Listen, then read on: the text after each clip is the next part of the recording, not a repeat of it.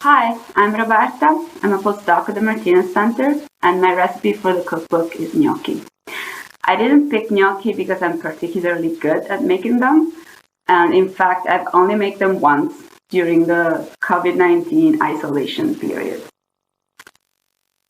Taking a step back, with my friends, we really like to share food, to cook together, to have meals, and to chat while cooking and to share recipes from different parts of the world. It's all very important in our communal life, and this was missing a lot because we were not interacting anymore with people outside of our household. So one day we decided to start a Zoom chat, which was not unusual, like a huge video call with my friends, but doing that while preparing some dish together and then eating together.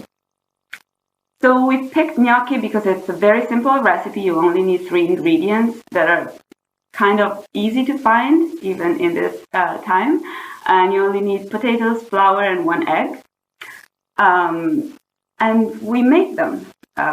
Everyone in their own kitchen, everyone on Zoom, and we spent 4 hours between making gnocchi and eating gnocchi afterwards, and it was really nice.